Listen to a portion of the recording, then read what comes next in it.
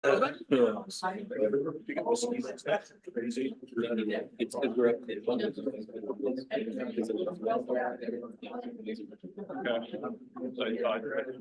wetlands down there you could get.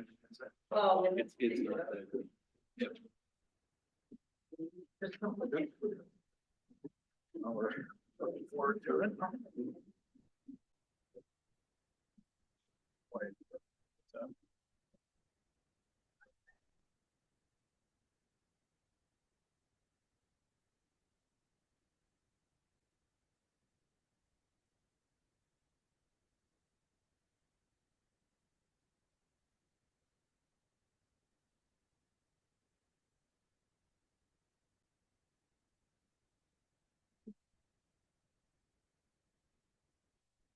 Good evening, everyone, and welcome to the Township of Mapleton Council meeting for Tuesday, January 16th, and Happy New Year. It's our first council meeting full session since the new year. Happy New Year to everybody.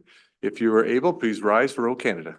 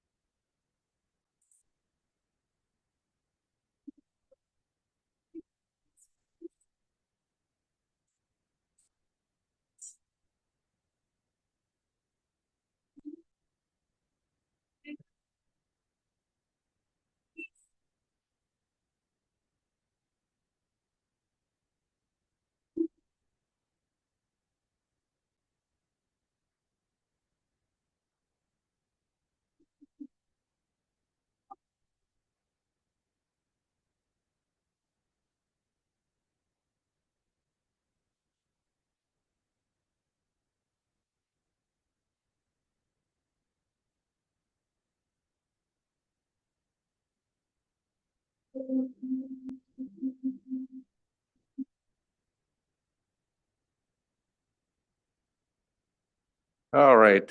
Hey, declaration of pecuniary interest. Seeing now, we do have a confirmation of minutes. Resolution 4.1 moved by Councillor Otten, second by Councillor Tamlin, that the minutes of the Township of Mapleton Council meeting held on December 12th, 2023 be confirmed as circulated in the agenda. Any comments? All in favor? It's carried. Thank you. We have no matters arising from minutes. Council, we're going to skip item number 6 for now. We're going to move to item number 7 to the Hemson Consulting. And I'm going to ask Stefan to come up to the microphone.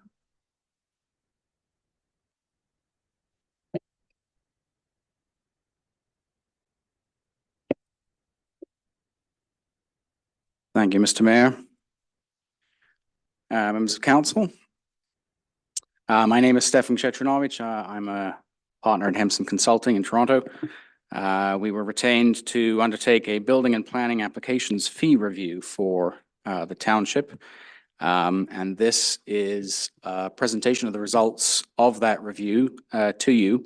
You'll recall that I made a very similar presentation to you on November the 28th. And since then, the reports summarizing the final results have been issued. This is a formal public meeting under the Building Code Act, which is required should you choose to update any of the building permit fees that we've calculated for you. But at the same time, we're going to be dealing with the planning fee review results today as well. So I'm hoping you'll give me about 20 minutes to speak, and then of course I'm happy to answer any questions you or the public may have. I don't actually have a changer here. Okay. Okay, thank you. Well, next slide then, please. Thank you. So I'll just briefly sort of talk a little bit about the purpose of the study. The law that underpins the analysis that we've done the results of what is essentially a full cost recovery analysis. And just to sort of reemphasize to council that whatever fees you choose to impose, we want you in our reports to be aware of what the full cost of delivering those services are. And then, of course, you will want to understand how the current fees and the full cost recovery fees that we've calculated stack up against your neighbors and some of the other municipalities in the surrounding region. Next slide, please. So this exercise was really to undertake a review of what it costs to review planning applications in the township and to administer and enforce the building code, that is the building permit review process in the township, and then to establish what the township could impose to recover that full cost of service, and of course understand how those fees would compare to other municipalities, and that information is going to be provided to you, council, for decision-making on future fee updates, should you choose to do so. Next slide, please. The legislation, I don't propose to deal with this in too much detail. Suffice to say, it is quite detailed.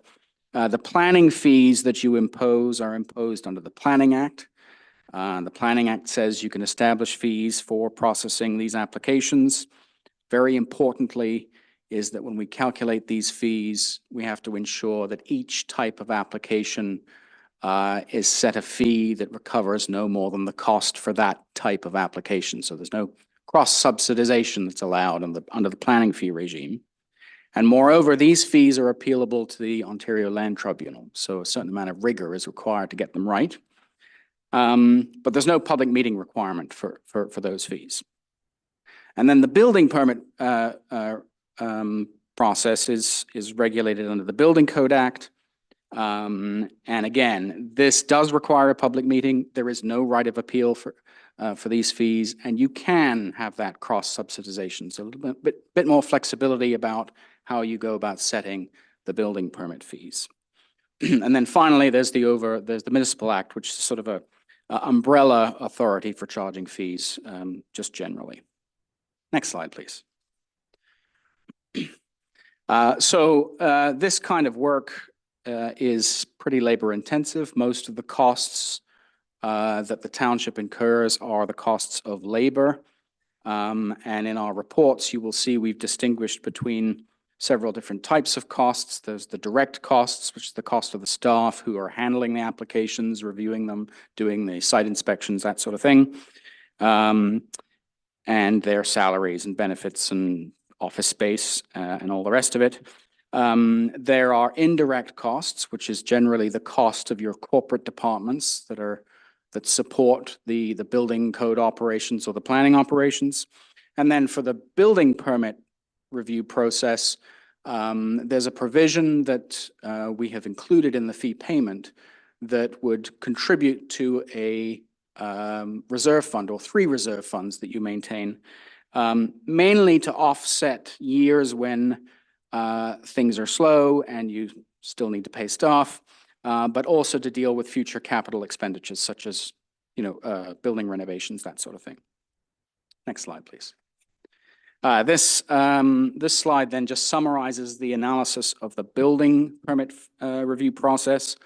The pie charts shows you the breakdown of the total cost of service, which is just under $670,000. Unlike other municipalities, the vast majority of all the work is done within the building department by the building staff. There's a few applications that get circulated to fire, but essentially, this is done in-house by the building staff, and you can see that most of the costs are wages, and then the red there are the indirect costs, and that relationship between direct and indirect costs is pretty similar to what we see in other municipalities as well. So falling right within what we would expect for a municipality of your size and dealing with the kind of volume that you're dealing with. I should say that The costs that you see here have come down from what we showed you in November. And the reason for that is in November, we were assuming that at some point in the next 5 years, you would need an additional building inspector. And in consultation with staff, I think the feeling is that there's sufficient staff to deal with what's going to come, at least in the near future. And so we've removed the provision for that extra building inspector, and the costs have come down, as have the fee increases that we've calculated. Next slide, please. This just summarizes the Planning Act review costs. So you will know, of course, that responsibility for approving planning applications is a joint responsibility here between the county and the township, but the township certainly comments on all the applications that come in. These costs are only the township costs. So the county costs are not here. They will have their own fees to cover their own costs. So the total cost of service here, $618,000. And you can see that it's a little bit more divided between the various departments. These applications get circulated more broadly. They require commentary from, fire staff, building staff, and public works staff. But again, the relationship between the direct and indirect costs is certainly what we would see in other municipalities. And the costs here have come up very, very slightly from what you saw in November. Next slide, please. So really what we want to understand is the gap between the full cost of providing the services, which you've just seen, and the revenues that we might expect under the current fees that are in place. And that's what this table here shows you. So that first column of figures there is the full cost of providing the services, which we just saw. The second column of figures shows you the revenues we might expect under the current fee rates and the difference between the two. And so you would need to increase your fees, increase your revenues by the amount in the third column in order to achieve the full cost recovery. Couple of things about that middle column of figures. So the revenue projections assume that the pace of development will pick up somewhat from what we've seen in recent years. Or I should say historically, because in the last couple of years, things have been quite robust. But moving forward, there is the expectation that this municipality, will experience the pressures of growth and development, process slightly more applications, slightly more building permits than what we've seen in the past. Next slide, please. So the bottom line for the building permit fees is that in order to achieve full cost recovery, you would need to increase them by 18%. We've applied the 18% more or less across the board, across all of the fees, with a few exceptions. So there's a higher increase that's proposed for the fee rates that apply for new construction and additions to buildings, and a lower increase that it would apply to renovations. Right now, the fee rate for all of that work is the same. And I think there's a feeling that the renovation, when a renovation application comes in, that's less effort. So there's a justification for perhaps keeping those a little bit lower than the fees for new construction and additions. Otherwise, the 18% is applied across the board. Next slide, please. I mentioned earlier that for the planning application fees, we have to look at things in a little more detail because we have to set full cost recovery for each type of application. And so this is looking at that gap between costs and revenues for each type of planning application. And you can see on the right-hand column, the increase that's required for each type varies considerably. So, right now you are undercharging quite considerably for official plan amendments, site plan, applications for site plan control, and for subdivisions applications. And you are undercharging, but not quite so much, for minor variance applications, part lot control, and zoning bylaw amendments. Next slide, please.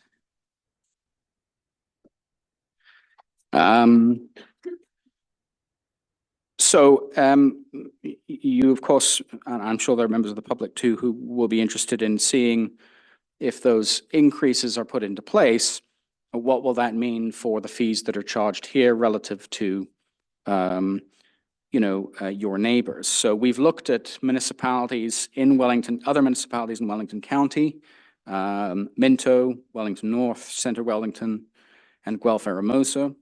We've looked at the city of Guelph, recognizing, of course, that the pattern of development there is quite different. We've looked at Woolwich in the region of Waterloo, North Perth to the west as our sort of benchmark range. I just want to make the point here that particularly on the planning fees, it's very difficult to compare these fees from one jurisdiction to another because the fee structure is often very different. So sometimes with the planning fees, it's difficult to get an apples to apples comparison. And the other thing is that just because a municipality charges a higher or lower fee than another municipality says nothing about the standard of service that's being provided. We shouldn't assume that everyone has the same level of service, that someone's getting an application turned around at the same speed. It may be quicker in another municipality, and that's why they're charging more. So it says nothing about the standard of service. And the other thing with the planning fees is that you will notice that the full cost recovery planning fees are higher than what the benchmark municipalities are charging. And the reason for that is because they are not charging full cost recovery planning fees. Full cost recovery planning fees are only imposed right now in Ontario in the large, fast-growing municipalities of the GTA. That's changing, and certainly there's a movement towards that. But in this sort of part of the world, for now, they're not there. So just so that you know that. Next slide, please. This then just summarizes the comparisons that we've made in our report. And I apologize for those of you who have to read the screen there. They might be a little small. There's a screen behind us, I see. But if you can see there, we've got the planning fees at the top and the building fees at the bottom there. And if you look at the first column where it says low, medium, and high, that's telling you where the current fees that the township imposes stack up against the benchmark range.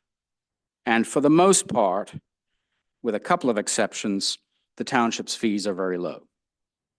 The exceptions are, of course, minor variances, part lot control, which is hardly ever charged here, and fees for industrial buildings on the building permit review side. But otherwise, everything is very low. The full cost recovery fees for the Planning Act work would put you in the mid to high end of the range. And for many of those, the highest. But on the building side, you would be well within the mid-range of the benchmark municipalities. I should just note one other thing about the benchmark group that we've looked at. There's clearly two groups of municipalities here. So it's not actually a range. There's Guelph Aramosa, Guelph, and Woolwich. And that clutch of municipalities impose fees that are clearly much higher than the other municipalities, which are a little bit more rural in nature, don't experience the same kind of development pressure.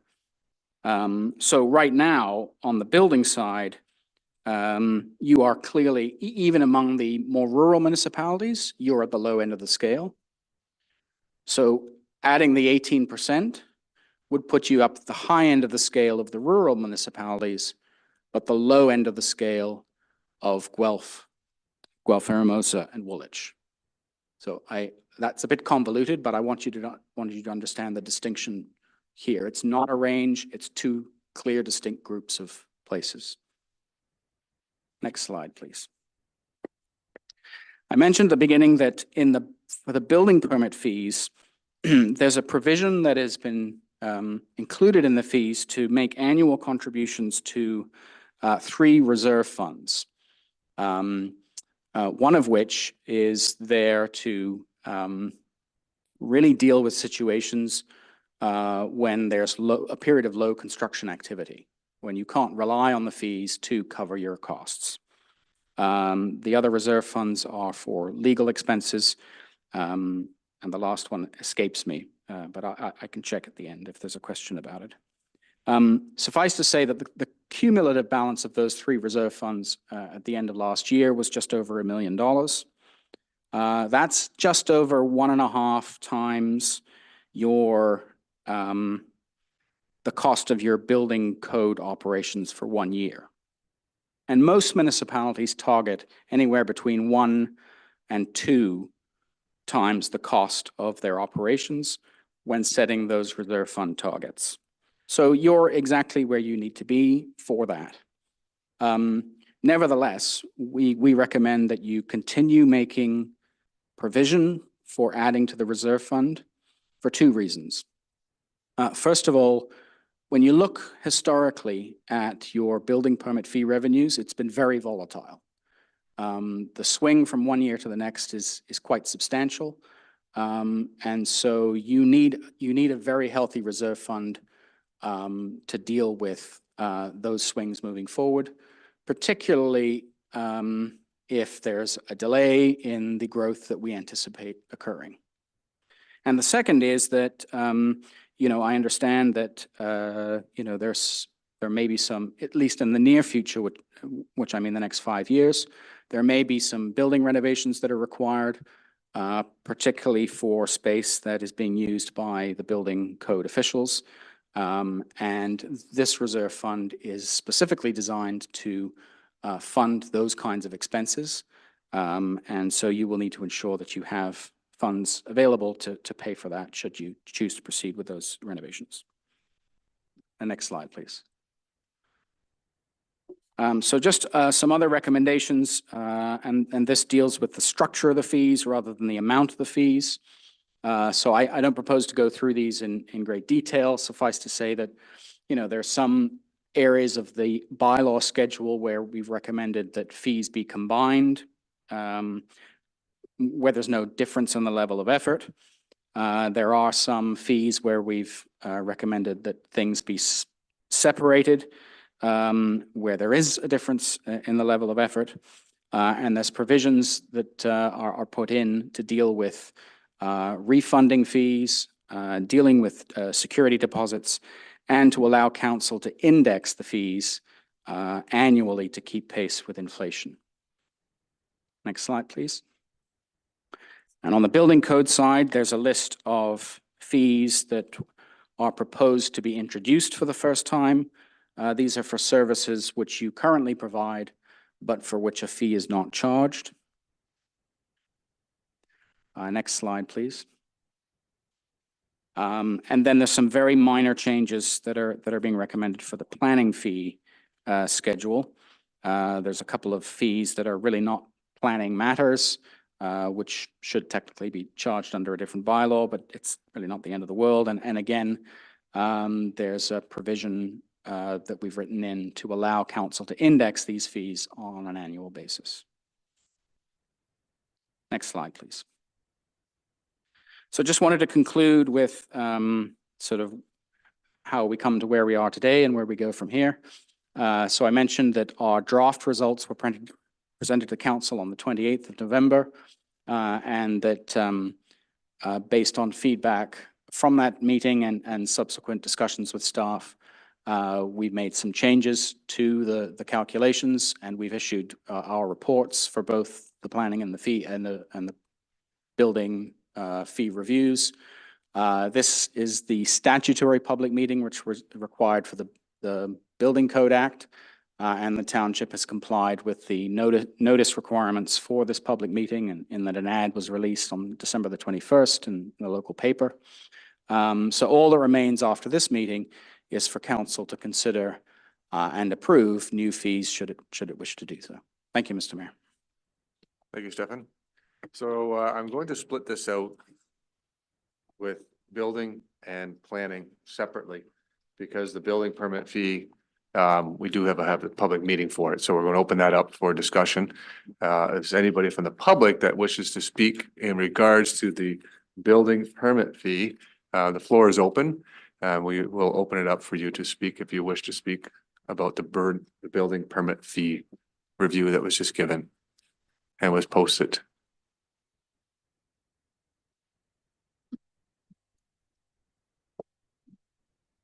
I don't see anybody wishing to speak at this point in time. So council, we're going to do the building permit fee as well. So any questions on the building permit fee for Mr. Chichanovich?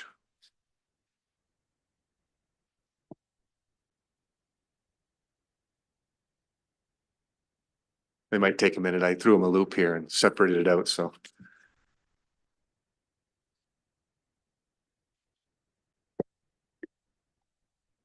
Councilor Ottens. So just to clarify. Then you're saying that when the expenses of the building, in this case, building fees, are not even to the revenue, then the difference is being subsidized by the general taxpayer of each municipality? And again, sorry. Yeah, through you, Mr. Mayor, that's correct.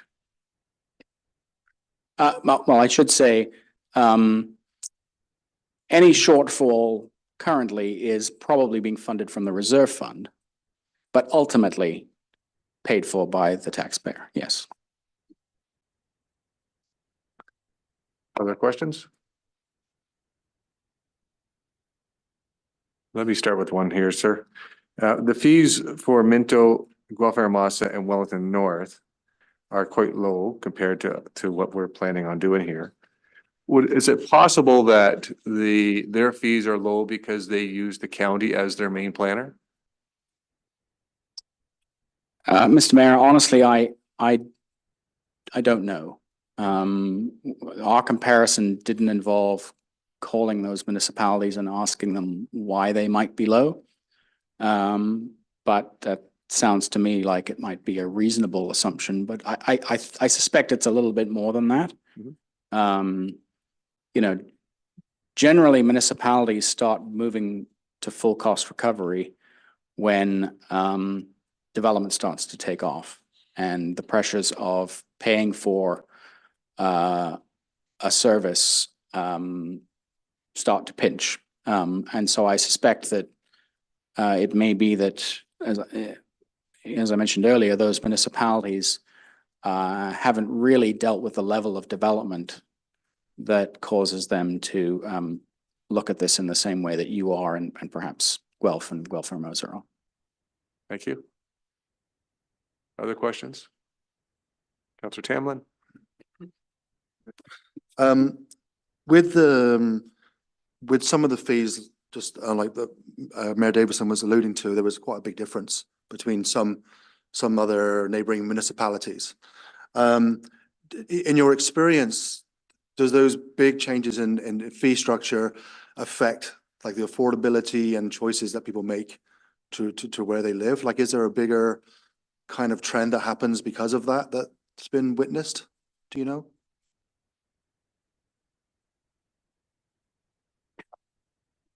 I'll get it right at the end. So through you, Mr. Mayor, I would say that, you know, when we look at the cost of development, cost of construction and the cost of development, this particular fee is a very small component, A, of the total cost, and B, of the fees and charges that are paid by a developer to build the home. So the difference for a building permit between one municipality and the next is not going to influence a developer's decision about where to build. That's for sure. The exception might be for an industrial building. And it's for that reason that you see the rates for new construction for industrial buildings are often lower than the rates that are charged for other buildings. It's because they're kept low by municipalities that want to either attract industrial development or those kinds of development have a lot of upfront costs, particularly with sort of furniture and equipment and machinery and that kind of thing. So, but as I say, there's flexibility under the Building Code Act to keep those down and pass the shortfall that's collected from industrial developers onto a higher residential charge. So in your case, your residential charge is higher than your industrial charge, so you already have that in your fee structure. So we've kept that in place. But that would be a common theme in the other municipalities as well. Councilor Martin? Thank you, Mr. Mayor. I do have questions, but I think they're probably best directed towards our staff. Do you want me to wait till the end? Because they're kind of including planning and building. Yeah. Well, but it's both of them together. So I think I'm going to wait until the end, and then it's not directed to Stefan. So I think that's what this is for. All right. Any other building department fee questions?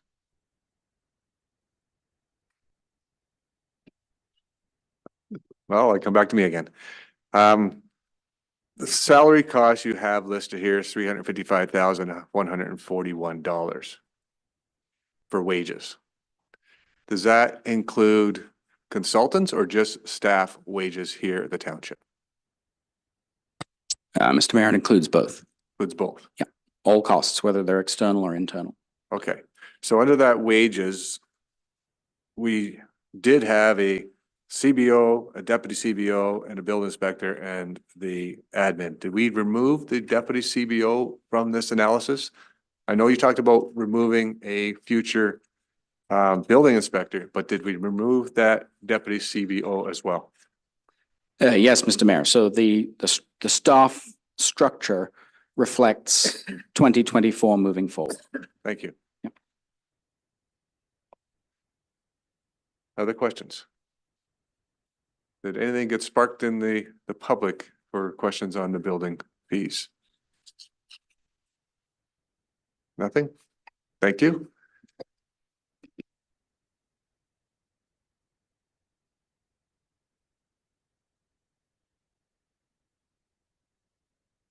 Okay, then we'll move on to the planning side of things then.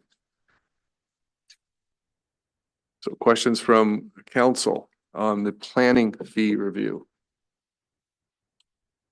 Maybe at this time, Mr. Martin, you want to bring up that question you have, because it seems to do with both?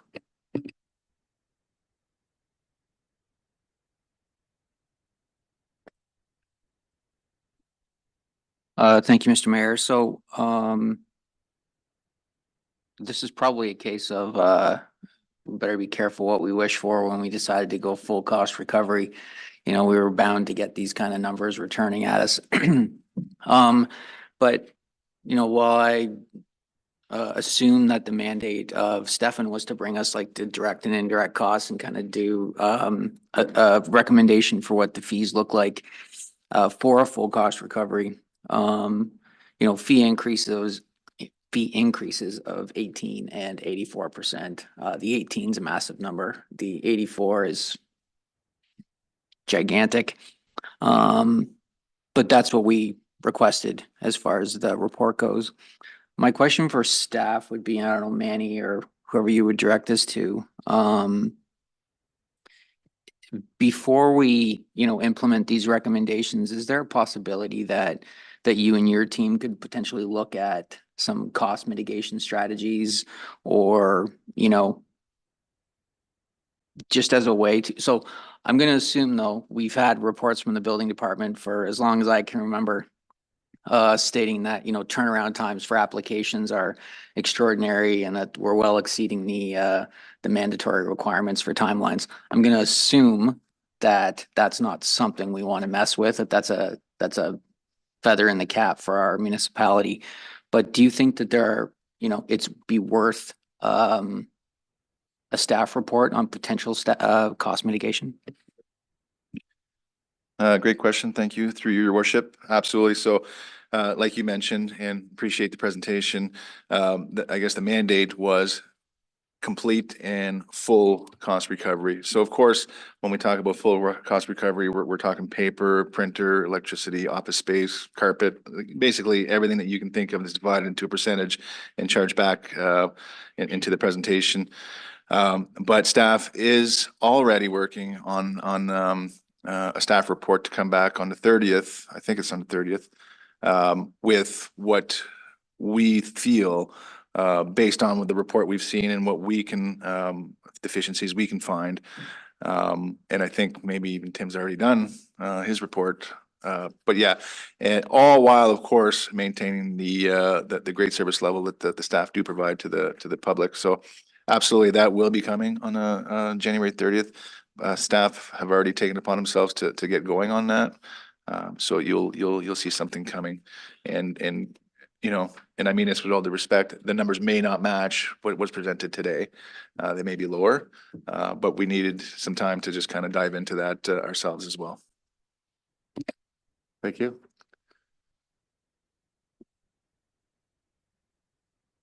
Other questions? Now, the way this is structured, there's no yearly incremental increase. It's just, here's what it is for the next 5 years. These are the numbers. Is that how it works out? Well, through you, Mr. Mayor, obviously you have broad discretion as to how you want to implement things. So we have just calculated what the full cost recovery fee should be. But of course, you're perfectly entitled to phase things in over a number of years if that's what you'd like to do. Yeah. Thank you. I was just wondering if in these calculations, you looked at it at being a 5-year term and then calculate it that way to take into account what costs might be for 5 years from now and then sort of leveled it off for all 5 years. No, Mr. Mayor, we ensured that it's full cost recovery from day one. If you chose to implement a phase in, we could certainly provide to staff and yourselves a calculation of what the revenue shortfall arising from a phase in would be. That's fairly straightforward. Thank you. Other questions? Councilor Martin? Thank you, Mr. Mayor. So being that these numbers have been kind of socialized since our last meeting in December, have we received any direct, or, and I know this is a public meeting, but outside of this, feedback from some of our local builders or developers around a concern of, the cost of doing business in Mapleton, increasing, and whether that would kind of dictate where they choose to do business. That's always one concern you have when you're trying to increase fees like this. Is that a concern that we would have, or? Mr. Barron? Through your worship. So personally, I've not heard any feedback, positive or negative, with regards to the numbers. And I wouldn't want to put somebody on the spot, but we do have a builder here that maybe we can ask. But at the end of the day, like mentioned, staff do put themselves, or try to put themselves into the customer's shoes, and which is why we're fortunate that we are going to have a report come back on January 30th that will outline what activities we've taken to try to mitigate those costs so that we don't burden our customers, or we try not to burden them, and just and we try to find efficiencies so that they can continue to do business in Mapleton. Thank you. Further questions from council?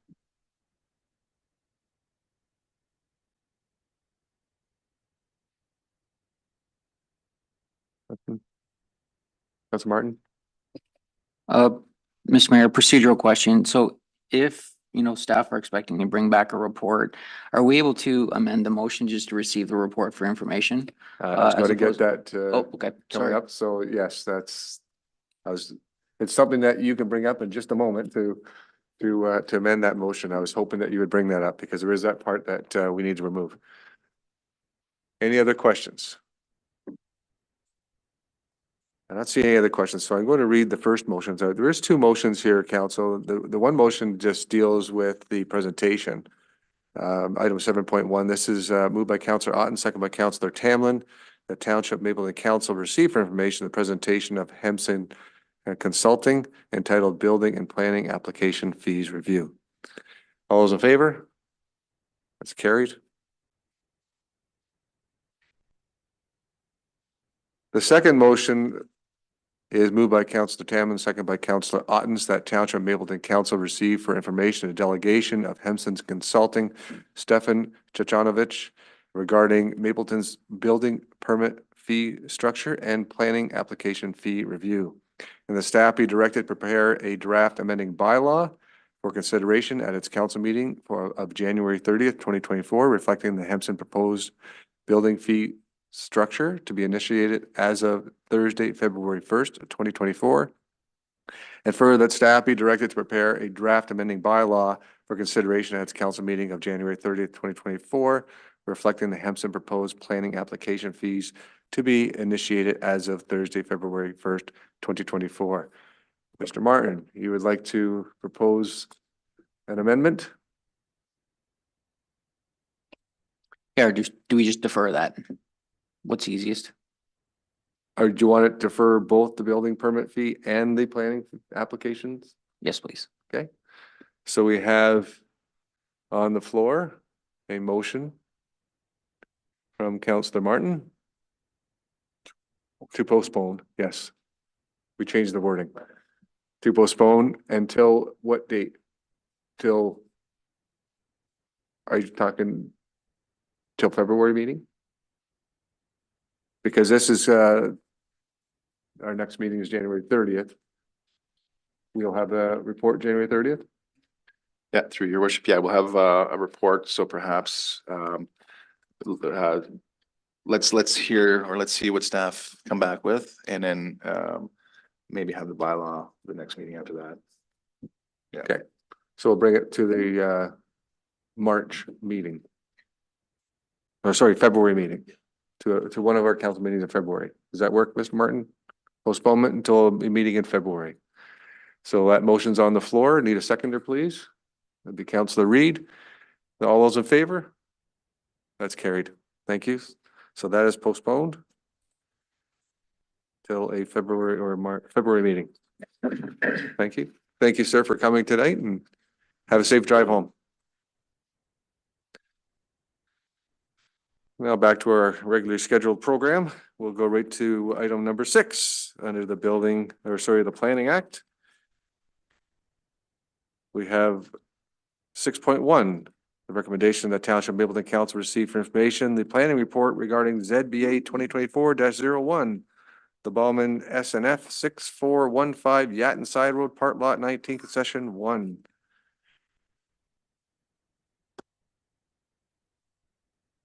Do we have any comments from the planner on this one? Sorry, my apologies. I got thrown off. The clerk's throwing papers at me now. Thank you, clerk.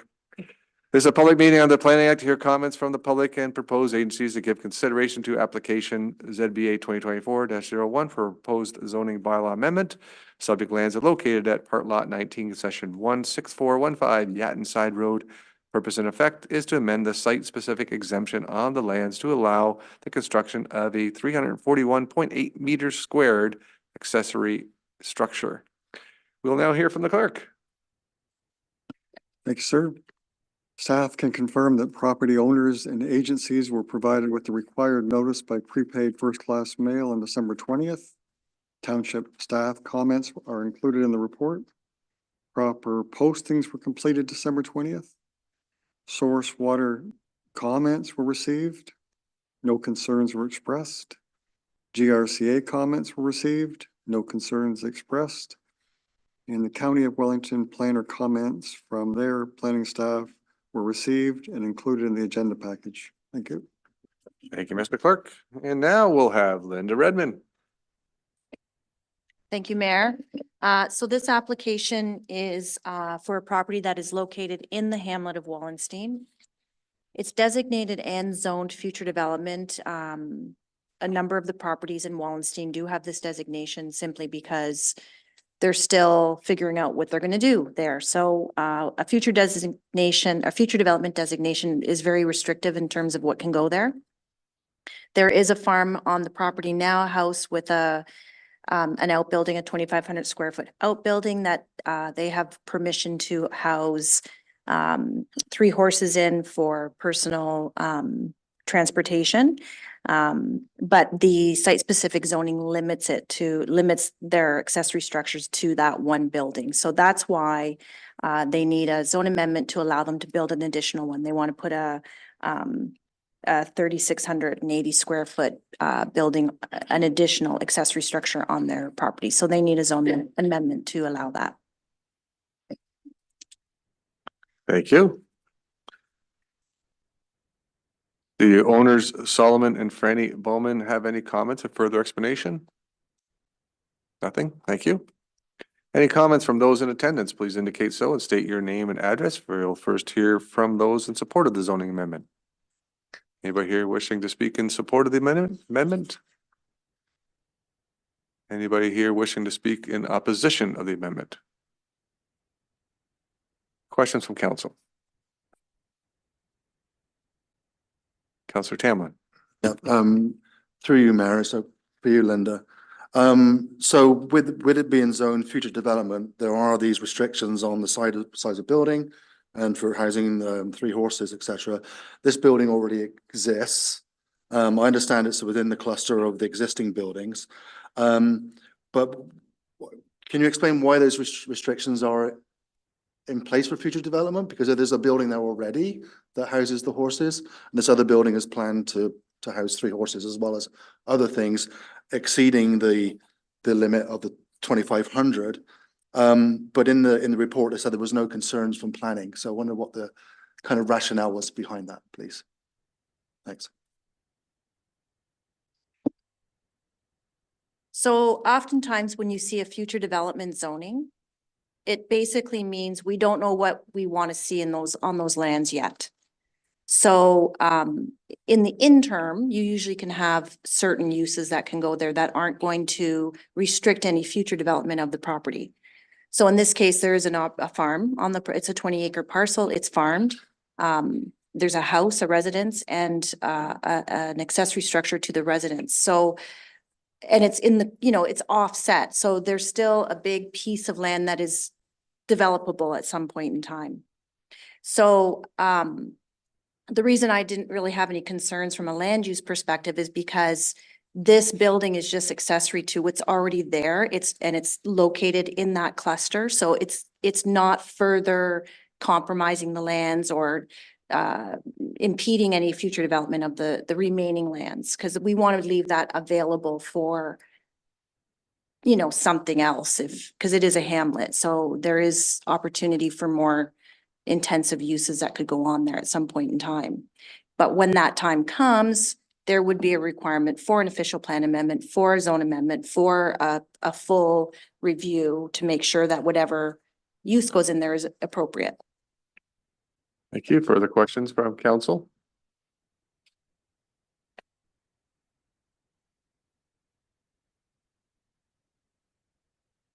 Not seeing anything.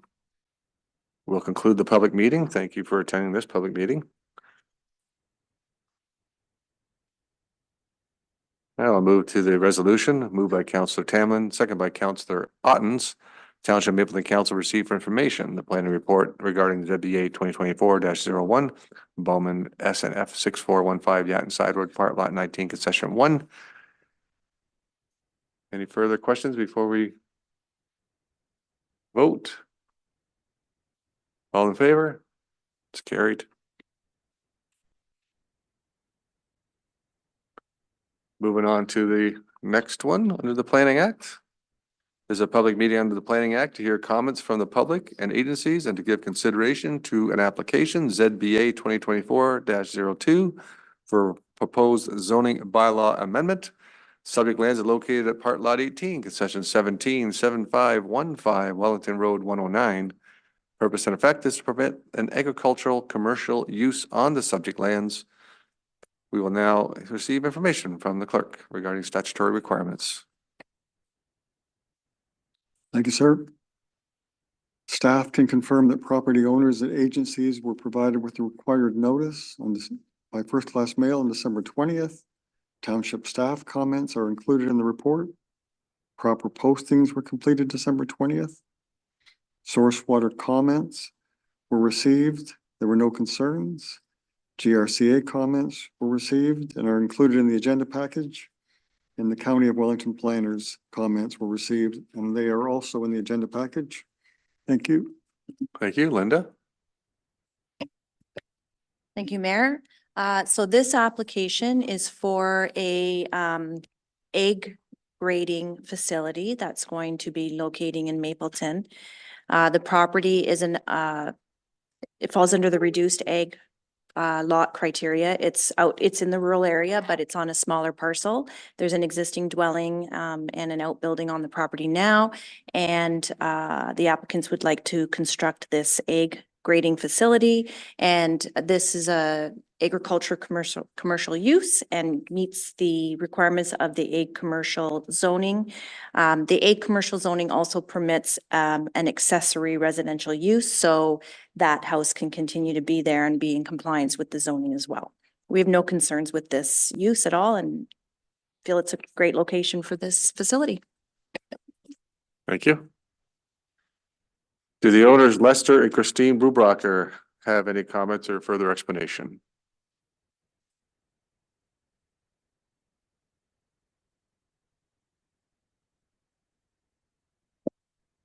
Mr. Mayor and Council, I just want to refer to page number 3. Second paragraph. It says the proposed building and the floor area is 1,630.45 square meters. During the planning, that has grown. It might be closer to 20,000 square feet versus the 17.5. I just wanted to make a clarification, if that makes any difference. Linda?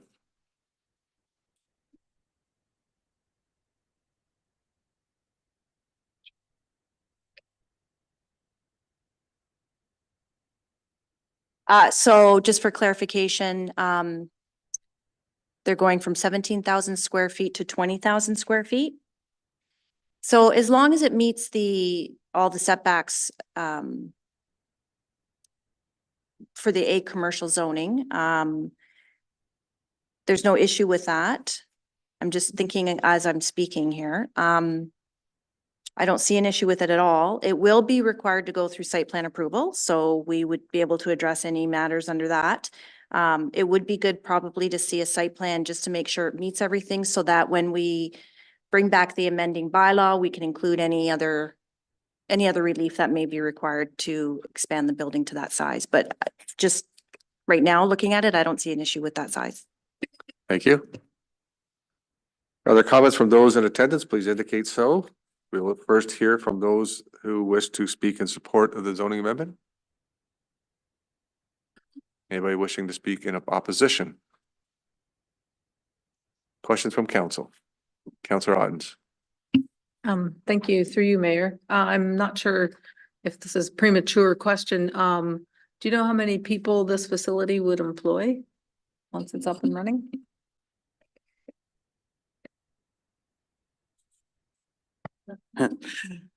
Right now, I run out of a small facility just outside of Listowel, and I have 10 staff full-time and another 6 part-time.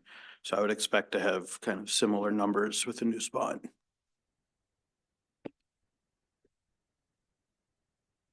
Further questions from council?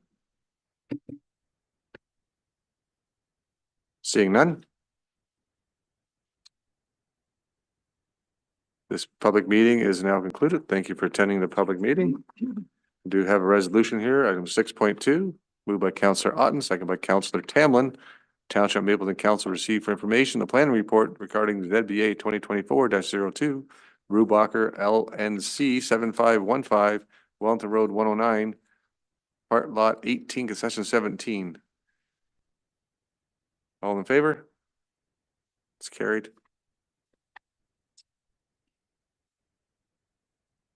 Moving on to the next public meeting then. It's a public meeting under the Planning Act to hear comments from the public and agencies and to give consideration to an application ZBA 2024-03 for proposed zoning and bylaw amendment. The subject lands are located at part lot 3, parcel B, concession B 7090, Highway 6. Purpose and effect is to permit a breeding kennel and recognize an existing bed and breakfast use on the subject lands in a separate structure from the main residence. Mr. Clerk? Thank you, sir. Staff can confirm that property owners and agencies were provided with the required notice on December 20th. Proper postings completed on the same day. Source water comments were received. GRCA comments were received with no concerns expressed. And the County of Wellington planning staff have submitted their report and it's in the agenda package. Thank you. Thank you, Mr. Clerk. Linda? Thank you, Mayor. So this application is before council because the owners would like to operate a breeding kennel, as it always already mentioned, on their lands. And the zoning bylaw currently prohibits kennels without a site-specific exemption to the property. So that's why they're here for that. The other issue that arose when reviewing this application was that they are operating a rental accommodation, a short-term rental accommodation in an accessory structure that has been converted, the upper level's been converted to a residential use. So the current zoning bylaw does not have provisions for these types of short-term accommodations, Airbnbs, there's other terms for it. So basically the only thing that it would fall under would be a hotel or a motel because that's for short-term rental accommodations. So we have to address that in the site-specific to allow this to continue in that fashion. Or alternatively, it could be just operated as an accessory residential unit, which is permitted in the zoning bylaw. So at this point in time, that's what their application is addressing. And if council has any questions, or there's some things that need clarification in terms of the buildings on the property and the use of them, before we can move forward with an amending bylaw. Thank you. Cleon, Christine, do you have anything to add or would you like to wait for questions or you? Go ahead to the podium then, Cleon.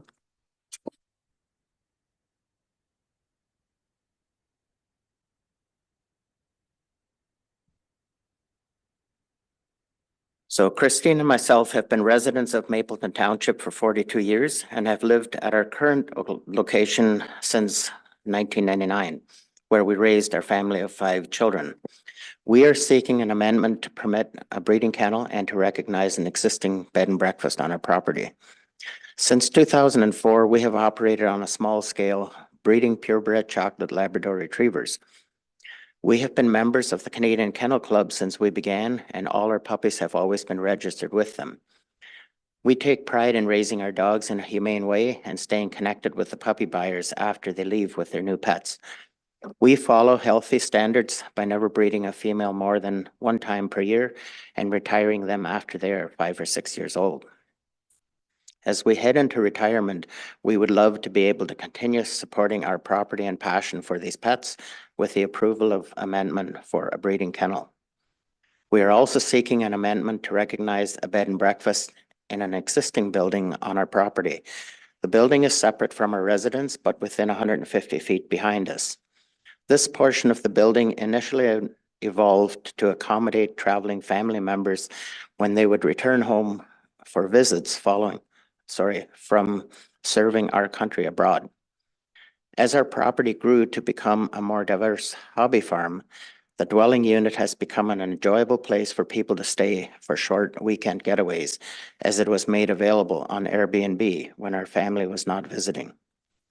While the primary purpose of this dwelling space is to provide flexible space for our traveling family, we consider it a privilege to share our property and to provide a healthy country experience for our guests. Only one booking is accommodated at a time, and we have a strict no alcohol policy to avoid noisy parties. Most bookings are families interested in spending a few days outside of the city on a rural property, enjoying the animals. It is our continued commitment to be mindful of our neighbors and to enjoy a peaceful future on our property here with the support of these amendments. We thank you for your time and your consideration of our requests. Thank you. Thank you, Claire. Are there any comments from those in attendance? Please indicate so and state your name and address for the record. We will first hear from those in support of the zoning amendment. If you wish to speak in support of the zoning amendment, just please take the podium.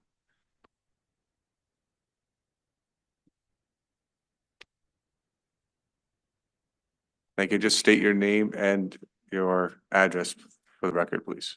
So my name's Katie Pride. I'm 7098 Highway 6, so next door to the Mertens.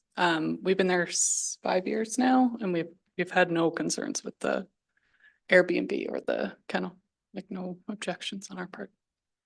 Thank you. Good neighbors. Anybody else wishing to speak in support of the zoning application? Anybody wishing to speak in opposition of the zoning application?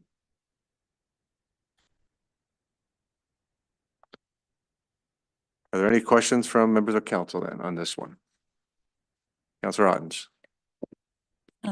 Thank you, through you, Mayor. Well, when I saw kangaroos, I'm like, okay, this is clearly something different. I'd like to see whatever can be done to make something as interesting and diverse as this work within our township, but you know, everybody has to follow the rules and what have you. So I'm kind of interested in, so you said there's nothing within our bylaws about Airbnbs, but we do have something about a B&B, which is bed and breakfast. And that's defined because you are taking people in your home and providing them with food that you prepare. So is that where the regulatory part comes in on a bed and breakfast? I'm just looking at you guys over there, whereas an Airbnb, the people who book it are kind of providing their own food, so there's less regulation that way. And we don't have anything, but I know there are other Airbnbs listed within Mapleton Township because I checked that out. So there are others. So do we need regulations? Do we need permitting for an Airbnb? It's a long question. Linda? Or Michelle? Well, we might tag team on this. So through you, Mayor. Thank you, Councillor Ottens. So Airbnb is just like saying Kleenex. It's just a marketing, online marketing piece. So we do have provisions for bed and breakfast as defined, and there's lots of variety around that. It's just that the way that our bylaws have always been written is that it's meant to be in the principal residence. So it's not that a bed and breakfast isn't allowed. It's just that it was created outside of the principal residence in an accessory facility that was not meant to have an accessory unit in it. Now the laws have changed. We've only discovered it now. And it needs to be, if it's council's wish to keep it, there's been no complaints. It needs to be brought up to code and have the proper building permit completed, and they can continue to operate it as is. There's no need for us, because otherwise then what does it mean if it's through Verbo or what? It's just simply a bed and breakfast, but typically Airbnbs are meant for short-term accommodation, and our accessory structures that are now allowing for permanent residents was meant to help with our housing crisis. Again, a place like Mapleton doesn't have hotels or things like that. So it's not that it's not needed. And again, because of the other issues mainly around the kennel that was discovered is how we came to discover the Airbnb. So the only way to make it compliant is to bring it forward to a zoning. And so that taxes can be done properly as well, because they're clearly not being taxed at the proper rate either. Anything further, Linda? I just want to add on, because, you know, it is something we need to address because the zoning, we just introduced the right to add these second units on lands in the last few years. They don't need a zone amendment to do it. They're allowed to put a second unit separate from their house. And the whole intent behind that, those provisions, right from top down, is that it is to provide affordable living for the general public. And so if people are going to create these units under the zoning bylaw and then use them as short-term rental, that defeats the purpose of them. They're not intended for that. They're intended for somebody to live there long-term and provide an affordable option for people. So it's important that we look at it from that perspective because we want to ensure that any of these second units that are being constructed separate from the main house, that they're being used appropriately. If a Airbnb is, or an Airbnb is being advertised in Mapleton, but it's located within the main dwelling, that we could almost look at that as a B&B, depending on the setup. This one is different because it's in the detached structure. So that it's not a bed and breakfast anymore at all. It's a separate unit, self-contained. So that's the kind of the dilemma, because they are needed. There's no question. We don't have a lot of short-term accommodations in this area. We don't have hotels and motels in abundance. So there is a need for them, but we just have to make sure they don't take over the other need. Thank you. Other questions? Councillor Reed. Through you, Mayor, I'm not sure who directly this would be, but under the building department, it states that there's, excuse me, we're currently working to secure proper building permits for the residential unit and other deficiencies. So can we talk about what those deficiencies are? That'd be good, Tim, for you. You have to go up to the mic, Tim, please. It's for our online folks, Tim. It's not because we need to hear you.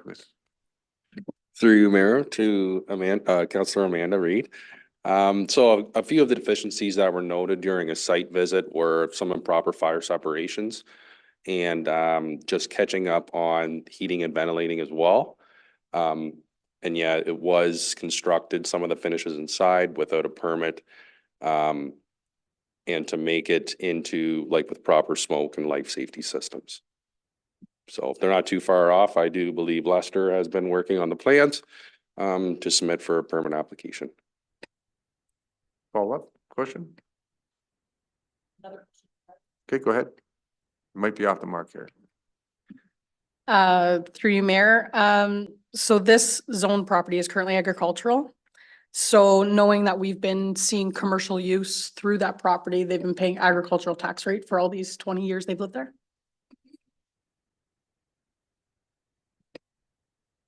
Go ahead, Michelle. Through you, Mayor, that is correct. We did check the taxes. Okay, anything else? Go ahead. In regards to the kennel operation, which we have, I can see online through your website that you have a current litter now. So you're currently running that kennel, even though you've been told that your use doesn't have a license, you've continued to do that through the process of waiting to become licensed? So my understanding is each homeowner can have 3 dogs on a property though.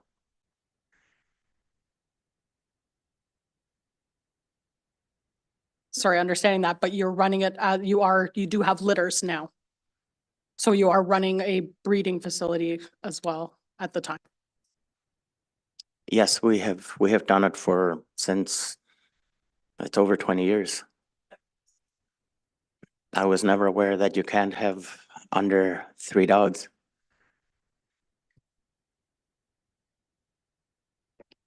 Further questions? Councilor Martin? Thank you, Mr. Mayor. Um, I, I find applications like this, extremely frustrating, to be honest. And there's a lot of red flags, which we kind of talked about already. Some of which may not matter. But you know, if we talk about a breeding operation that's been in 2004, you guys started with your breeding business. You know, we've got an accessory structure that was built and then turned into a secondary dwelling. Thankfully, rules have changed now in the last couple of years to permit it.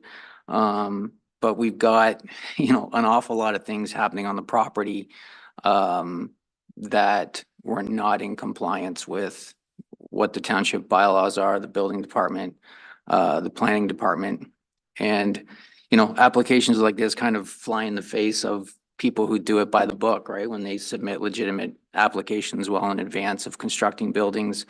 You know, it's tough to see applications like this come 20 years after the fact or 5 years after the fact when the stuff's already up and going and maybe just happen to fall into the township's lap because of a kennel or puppies for sale, right? So, you know, I think the last time we had a kennel application come before the township, you know, Mapleton's full of licensed kennels. I'm not convinced that we need another one, to be honest. And it's also full of unlicensed kennels and breeding operations that, you know, that have received a fair amount of media. And rightly so. It's a concern. I think any sort of, you know, licensed registered breeder would want to have a licensed kennel to go along with it, right? If you know, you're respectful of the dogs that you have and you care for them like everything else to try and make it a legal operation, you would think would be all kind of part and parcel of it. So, you know, whether we adjust you know, we're trying to bring the property into compliance. I get that, but I would struggle with supporting another kennel in Mapleton until we try and get a handle on, you know, what we actually need. And I struggle with this one a fair amount, actually. Well, we've had that discussion a number of times in the last 5 years when it comes to kennels and the number of kennels we have here in the township. So, and I think you said on numerous occasions you struggle with the kennel, and I didn't expect anything different. Councilor Martin, I knew you'd have a struggle with this one as well. And of course, the issue at hand is the non-compliance over the years, and now the family is working with staff to come into compliance with the building code and with the kennel and with the use of the short-term rental. So they are now working with the township to fix all the past errors.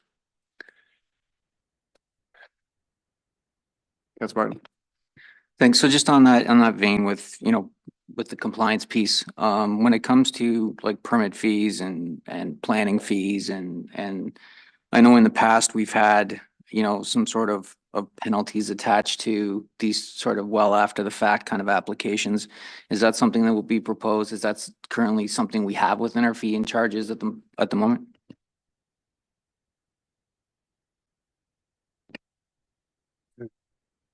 I know on the new fees, it's in there, a penalty for non-compliance, it's in there, but Tim? Through you, Mayor, to Councillor Mike. So yeah, currently our approved fees and charges bylaw does offer some penalties for investigation of building without a permit. Compared to neighboring municipalities, I know from a previous experience that usually it was that you got to double the permit fee. We currently don't have, or to like double the permit fee to bring it up to code when they do apply for the permit. Currently, that's not written in and approved in our fees and charges bylaw. So the penalty is quite less severe than in neighboring municipalities here in Mapleton. Thank you, Tim. Councilor Reid. In regards to the same thought on penalties, when we look at taxes that have been charged to this property since it's been used commercially, is there any implications there for penalties, or does it just change and start going forward?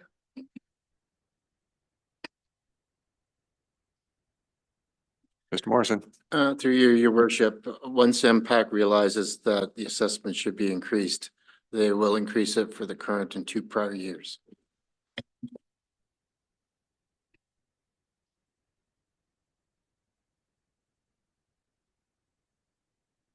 Councilor Tamlin. Yeah, this is more a wider question, maybe for planning. Because the accessory rental units is now allowed, that's changed. And our bylaw is provision for a bed and breakfast. These short-term accommodations, the other neighboring municipalities are exploring this as well now, Central Wellington as well, because of the rise in Airbnb and other vacation rentals. I think it's great that these are offered in our township to bring people in, and especially with the theatre and everything, there's not actually much in the way of accommodations.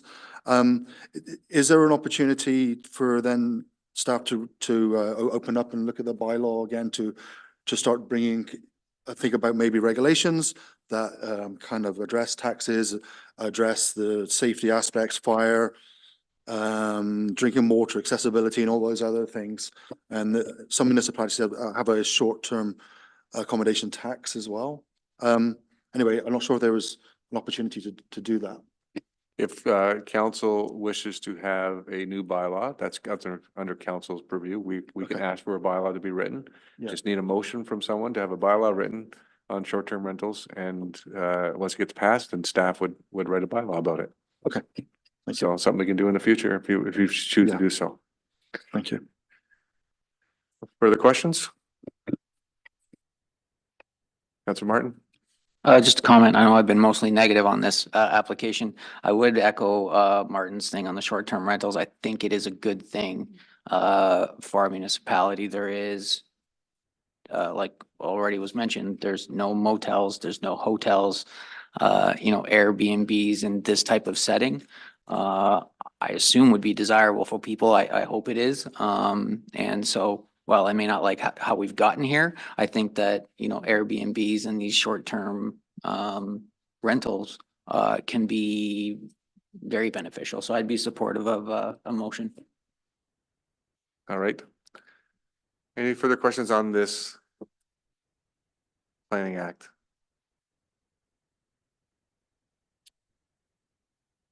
All right.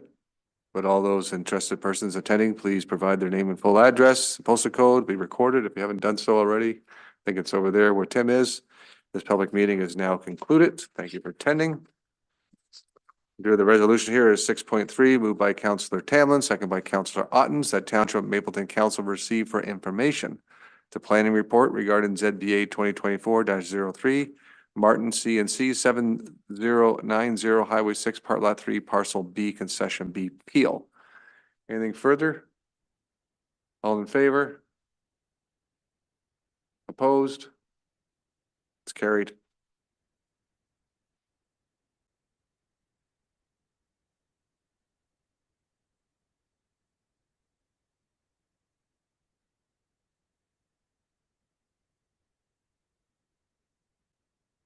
We have no minutes from committees. Moving on to item 9.1, which is a report from the finance.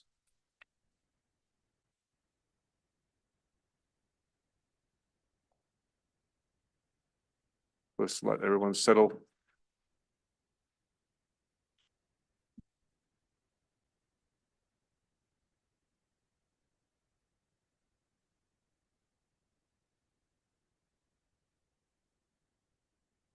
Mr. Morrison, your 2023 property tax write-offs.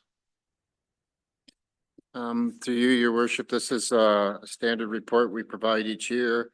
In 2023, we wrote off 626,000, of which the council really only has authority over Section 357 and 358 of the Municipal Act, which accounts for only $58,000 of that total. It's been a longstanding practice of council to delegate the authority of staff to proceed with the administration of that, and we report back once a year as to the value of the write-offs that have occurred in the calendar year. I would assure you that most of the write-offs are under the guidance of the Municipal Property Assessment Corporation, and if there was any judgment, we'd probably bring the application to council before we would waive the taxes. The majority of this prior year's write-offs for 2023 was a lot to do with a tax incentive approval farm of about 548,000. I believe that there's going to be administrative changes between MPAC and the Agro Corporation that process those applications. So next year should not see such a very large number. Thank you, Mr. Morrison. I did hear that today also at the county council when the treasurer talked about it. He said it should change by about 80% is what they're expecting for next year. So that's good news that we won't have these huge write-offs. Questions from council? Councilor Martin. Thank you, Mr. Mayor. Just a quick question for Director Morrison. We do have these write-offs kind of increment, like at times. Do we take that into account during the budgeting process at all? Because I don't really recall necessarily talking about that. It's, what are we at? 234,000. How do we handle that? Through your worship, yes, we do have a write-off provision. Last year it was 80,000, so we're well over budget. And there's your answer. Other questions?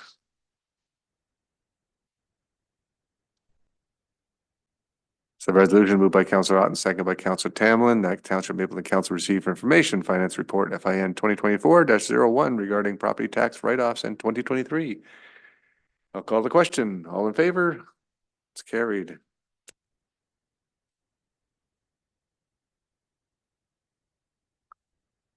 Next item up is the temporary borrowing bylaw. Mr. Morrison.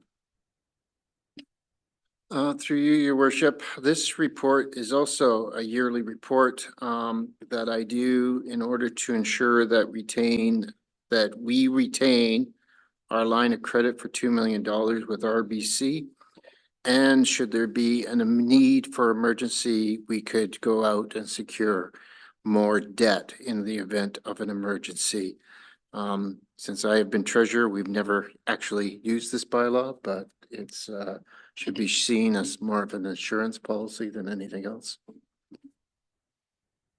Thank you, Mr. Morrison. Moved by Councilor Reed, second by Councilor Martin, that Township of Mapleton Council receive finance report FIN 2024-02 and 1, authorize a temporary borrowing if required, a maximum amount not to exceed $4,932,006 from January 1st, 2024 to September 30th, 2024, and $2,473,503 from October 1st, 2024 to December 31st, 2024 to meet expenditures of the municipality until taxes are collected and other revenues are received. And 2, that Township be able to maintain an existing $2 million line of credit if needed from the Royal Bank of Canada. And 3, that the treasurer report to council in advance of any new temporary borrowing arrangements if required. And 4, that staff be authorized and directed to do all things necessary to give effect to this resolution. Any questions for Mr. Morrison? Call the question. All in favor? It's carried.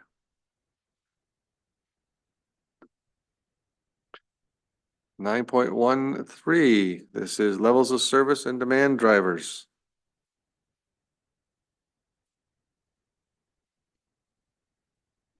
Who does that one? Are you doing that one, Aman? All right.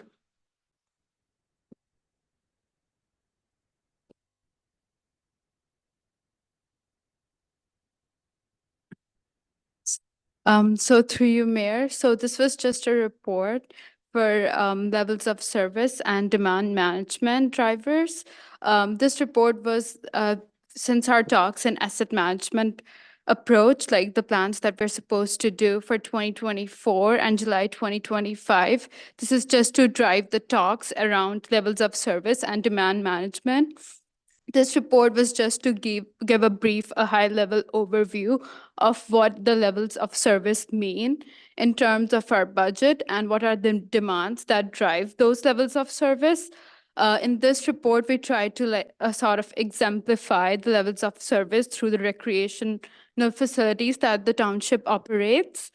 And this report also sort of wants to drive the message that how we manage our levels of service with the least cost possible to our community and at the lowest risk possible.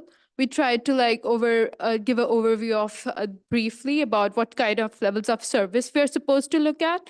So one is the community levels of service, which is what the services that customers receive.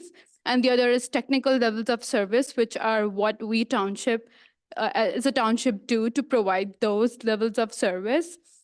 And then another step in that strategic approach is understanding the demand drivers. There's a lot of talk, obviously, about population growth, and then how climate change, density of that population, demographics would affect those levels of service.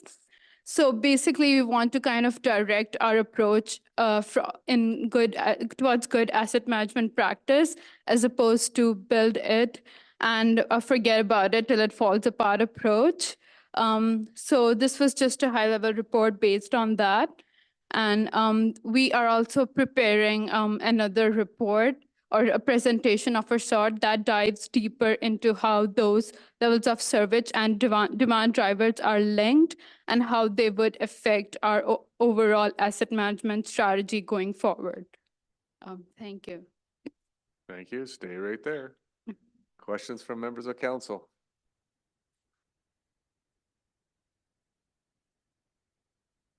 Really? We're going to let her off the hook that easy? Councilor Martin? No way. Thank you for this report. This stuff is really interesting. When do you anticipate the next report coming with the deeper dive? Through you, Mayor, to Councilor Martin.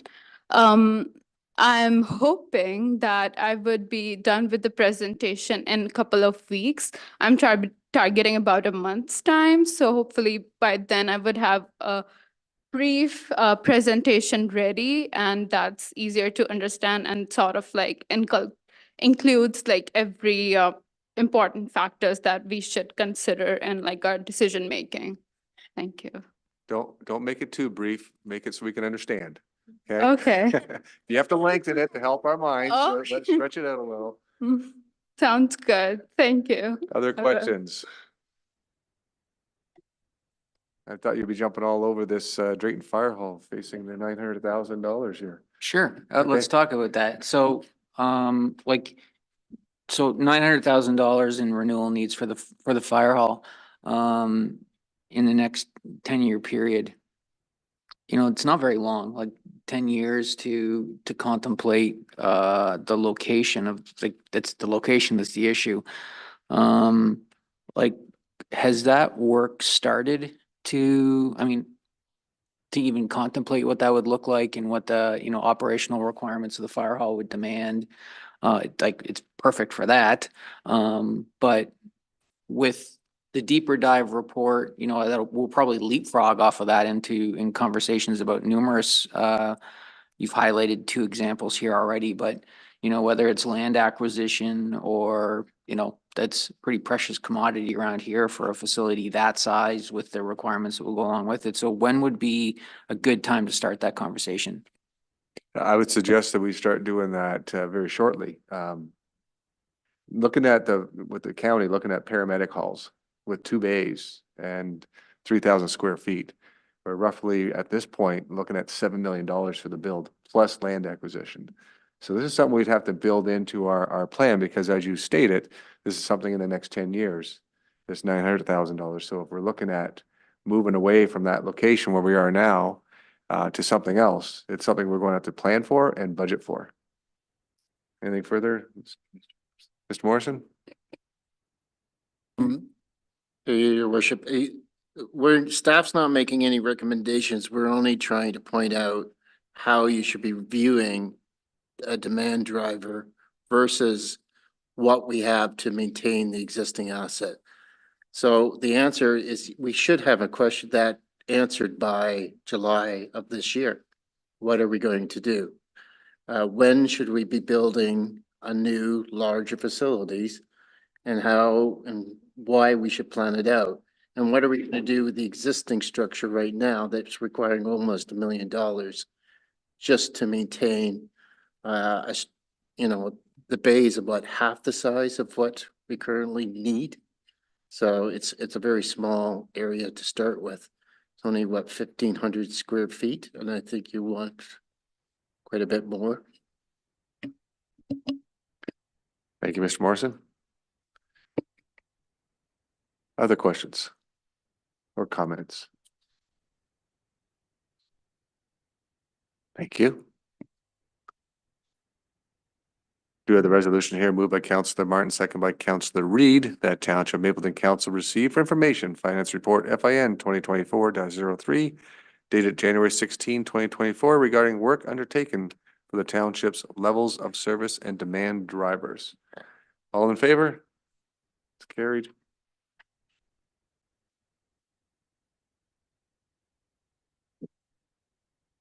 Moving on to Public Works.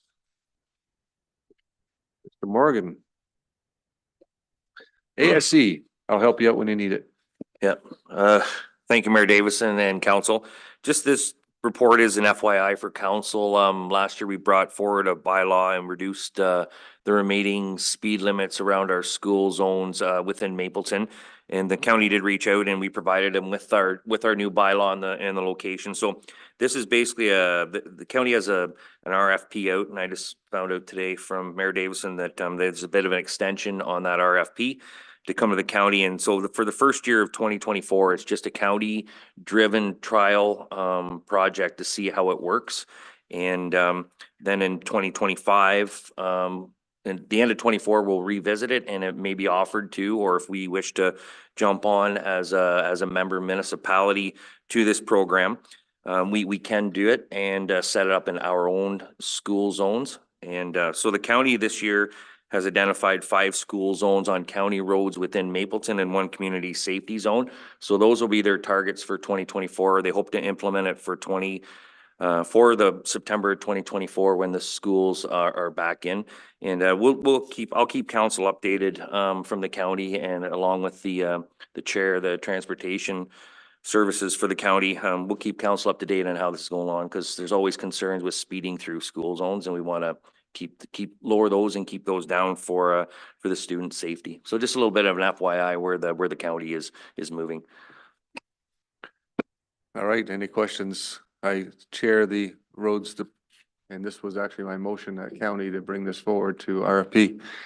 So if you have any questions, happy to answer any of them. Councilor Martin? Yeah, so it'd be a good question for you there, Mr. Mayor. So once the trial's done and the local municipalities have this service offered or available, who makes that decision to use them locally is part one of the question. And part two would be, operational expenses around the operation of the program and any revenues generated as a result of it. Are those tasked to the member municipality as well, or is it simply a county driven initiative that would be on a local municipal road? Yeah, thank you. So this is a county driven initiative, and one of the and part of my resolution was that the county operate it for the townships if the townships wish to participate. So the townships would have to designate any of their own school zones or safe community zones. So if we could ask staff to bring a report back at some point in time to look at some of our roads to see if any of our roads would fall into a category where we want to make them a safe community zone, or to keep it as or the ones that are school zones. So right now, what we're looking at, the RFP has gone out, and there's 9 safe community zones that this county has designated. And of course, then you get the school zones on top of that. So the RFP is to look for a provider that could provide this, we're hoping, cost neutral. So there wouldn't be any add-ons to the tax base. But remember, this is a program that's all about safety. So we're waiting to see what the RFP comes back. We've given them a lot of leeway. We've taken the City of Toronto's RFP and we've worked on it to work for the county. We would be the first county in the province to do this if the RFP is accepted. But we also know that there's some issues when it comes to at this point where the City of Toronto is the clearinghouse for a lot of the municipalities in Ontario. So we asked in the RFP that it'd be a total turnkey operation, whatever we're getting. Particularly for my side of things, I don't want to use the City of Toronto clearinghouse because they're slow. And if you've seen an article recently in the Guelph Today, they talk about people getting multiple tickets in a 30 zone in Guelph. And they're getting all the tickets a month and a half or a month later. And they're all of a sudden got $1,000 of tickets in their hand. So we want to make sure that there's a quicker turnaround if possible. And that might, we're also looking at not just doing it by ticketing. There's also a municipal way you can do it for payment. So we're looking at that as well. It's called the AMPS program that the province has allowed. So the other question about revenues, it's a county run program. We're thinking that the court system, if it goes through courts, the county has to pay for the courts. That's why we put it through the county, and I asked for it to be the county because everything, the OPP, the courts are all county run. So, and that's an expense as well. So anything revenue generated would go back to the county. I think that's answered both your questions. Any other questions? Councillor Ottens? Yeah, so on it through you, Mayor, it says on the second page here that after the county's 1-year trial, then Mapleton will likely implement the programming in the remaining school zones. There's 2 schools that aren't on this list. Is that because they're located in the urban zone or that they were just missed? I noticed that too, and I'll let Mr. Morgan. There is a couple schools that are not on there. We were looking at just schools in our municipality on municipal roads, correct? Like line 8, there's a school there, a parochial school that we have a 60 zone on. I don't think it's on there, but I don't know which ones what you were leaving off. You want to answer that? Through Mayor Davison, I'll double check the list, but if they are school zones and reduced to 60, they should be on that. They should be on that list. Any of those 80 zones that were reduced down to 60 are in our bylaw, and that's what I provided to the county. So maybe this got missed out of my report, or maybe the county maybe missed them, but I will make sure they're added. Well, 8th line on our township road 8, there's that one's missed. I don't see 8th line on there. I see 6 and 6. 4th, concession 3, 3rd line and yeah. And then of course, the Maryborough, the Drayton Heights, the Mennonite School on Wellington Road 8, the Alma Public School, and the Mennonite School on Road 86. And of course, the community safety zone is Wellington Road 11, which is just down from the school, goes right down almost to the traffic lights, all the way up to the school. Go ahead.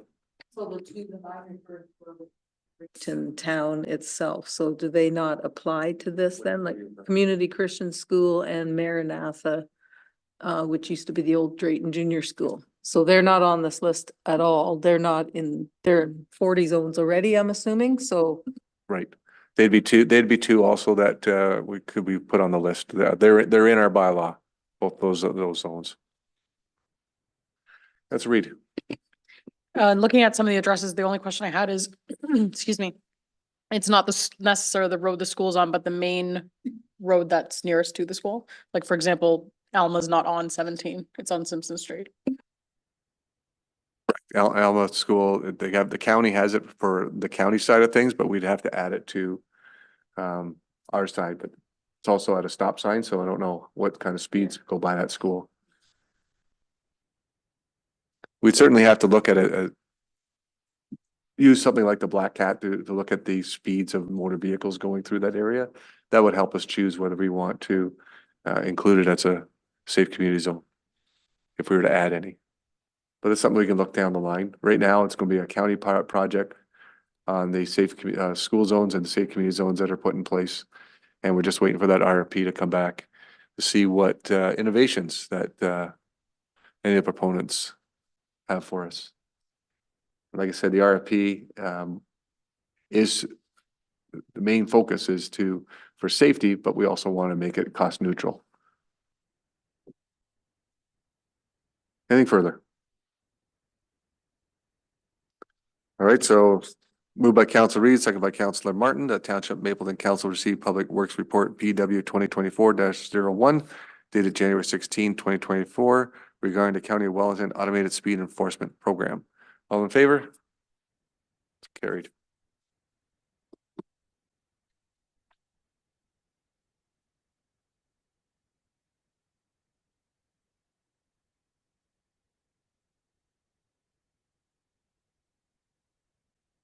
Okay, item number 10.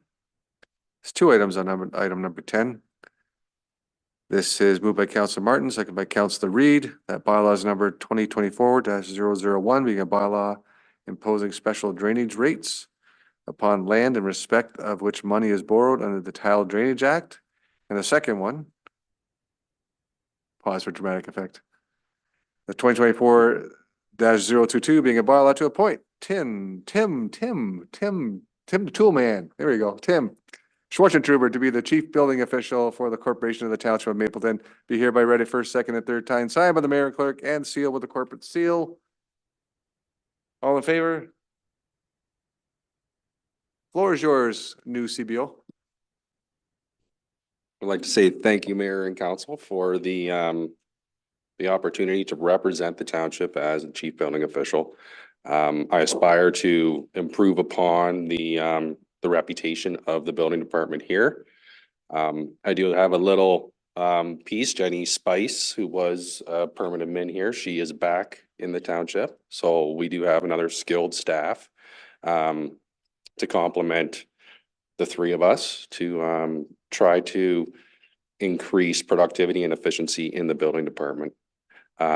We'd like to maybe speak a little bit on the fees and charges slightly here. I believe that with my report that's going to come at the next council meeting, you will see that with skilled staff and lean management, we are likely to keep those fees lower than what was anticipated in Hempson's report. Hempson's report was a good baseline to see what the full cost recovery would look like, but also that's just a recommendation. We can make our own recommendations. I look forward to working with you all. Thanks, Tim.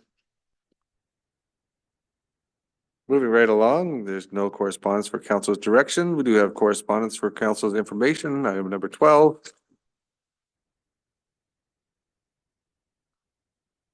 Anybody have any questions about those three items?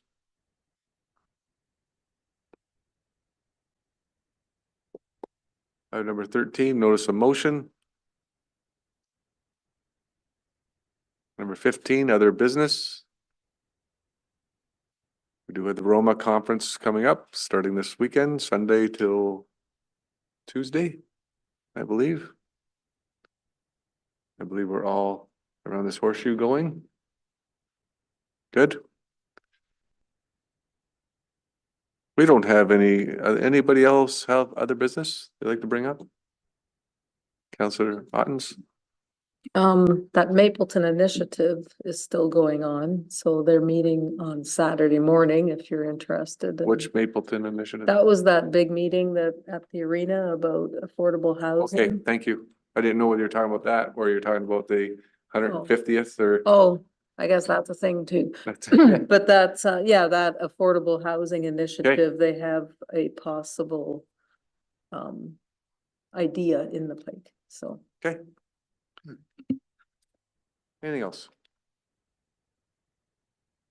We don't have a closed session. Move on to item number 17. Moved by Counselor Reed, second by Counselor Martin, that bylaw number 2024-003, being a bylaw to confirm all actions and proceedings of the council of the corporation of Township of Mapleton, be hereby read it first, second, and third time, signed by the mayor clerk, sealed with a corporate seal. All in favor? We are adjourned. Mr. Morrison, pretty darn close on your timing.